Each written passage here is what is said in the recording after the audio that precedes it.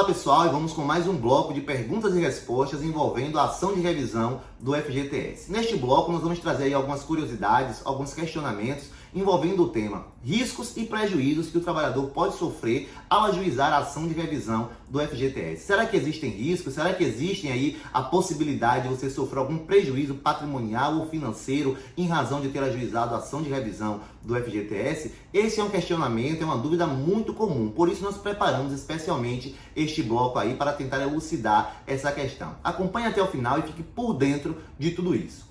Para começarmos, vamos falar logo sobre custas judiciais. Você sabe o que são custas judiciais? Por que elas existem? Quando elas são cobradas? Ainda não? Então me acompanhe aqui. Olha, diferentemente do que muitas pessoas pensam, aqui no Brasil, o acesso ao Poder Judiciário é condicionado ao pagamento de despesas iniciais.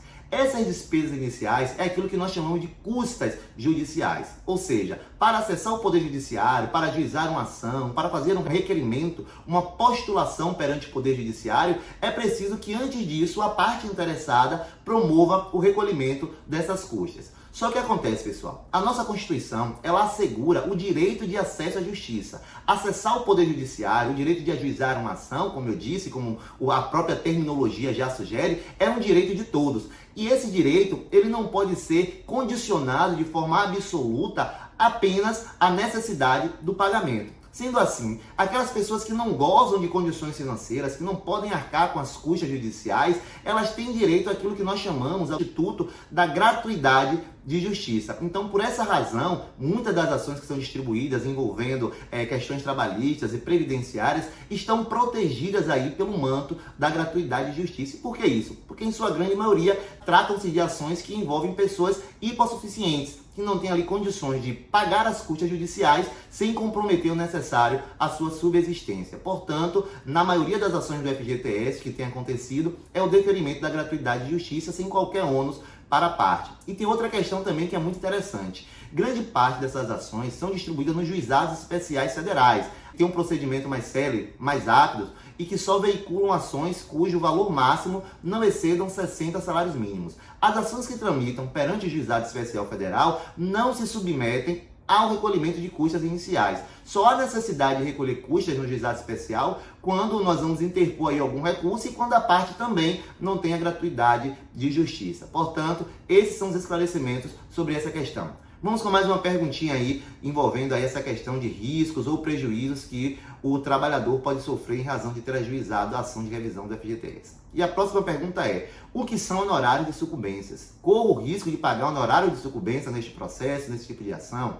Olha só, pessoal, os honorários de sucumbência nada mais são que os honorários que a parte perdedora paga em benefício do advogado da parte vencedora.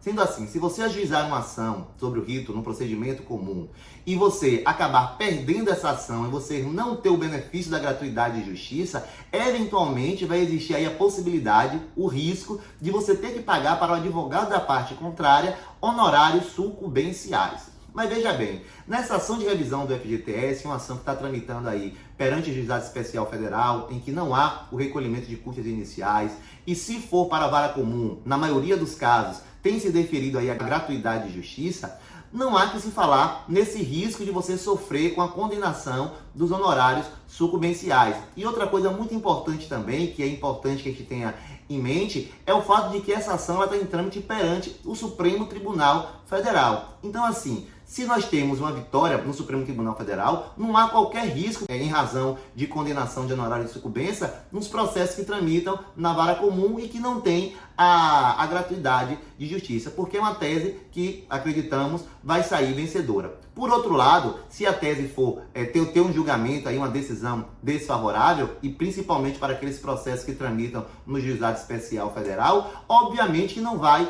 existir recurso, então não vai existir a necessidade de recolher preparo, não vai existir a necessidade aí, ou a possibilidade da condenação em honorários de sucumbência. Portanto, fiquem tranquilos, converse com um profissional que te acompanha e ele vai te prestar esclarecimento mais preciso e sobre o que deve ser feito para você aí ajuizar a sua ação com muita tranquilidade.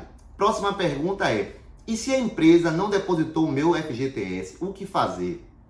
Olha, aí é uma questão muito delicada. Se a empresa que você trabalhou não depositou, não promoveu o depósito do seu FGTS, é necessário que você procure o sindicato, faça aí uma queixa perante o Ministério do Trabalho, para que seja investigado, para que seja apurado. É necessário também que você procure o setor pessoal da sua empresa para saber o que está acontecendo e solicitar que eles adotem as medidas necessárias para o recolhimento do seu FGTS. Em não sendo possível resolver de forma administrativa, ajuize uma ação de cobrança aí de recolhimento do seu FGTS. Mas e aí, doutor, vou poder ou não ajuizar a minha ação de revisão? Depende. Se você tiver tido saldo na sua conta vinculada a partir de 1999, você sim é um potencial cliente, uma potencial parte legítima ao ajuizamento da ação de revisão do FGTS. Agora, se durante esse período, até a presente data, não houve qualquer tipo de depósito na sua conta, primeiro é necessário você regularizar essa questão dos depósitos junto ao seu empregador, para só então você ter o interesse aí no ajuizamento dessa ação.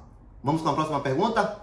Vamos lá. A ação de revisão do FGTS é contra meu empregador? Não, pessoal. É uma dúvida muito comum, muito corriqueira aqui. A maioria dos trabalhadores, principalmente aquelas pessoas que ainda estão em atividade, costumam pensar que no polo passivo dessa ação vai figurar o seu atual empregador ou o seu ex-empregador. E não é isso que acontece. Essa ação é promovida diretamente contra a Caixa Econômica Federal. Então, fique tranquilo, porque você não vai ter que encontrar o seu empregador ou seu ex-empregador nesse tipo de ação.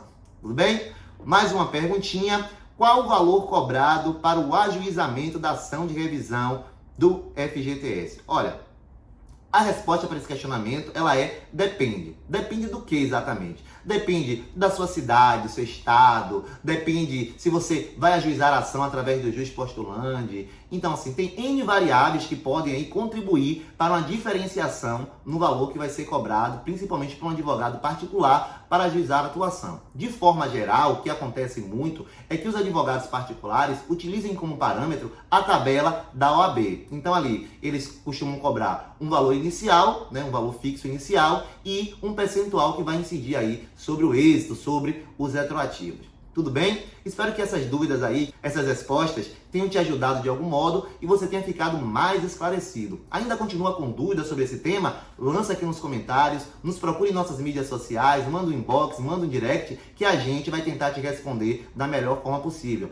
E não se esqueça de compartilhar esse vídeo também com a galera aí, com o pessoal que precisa tomar também conhecimento dessas informações. Um abraço e muito obrigado!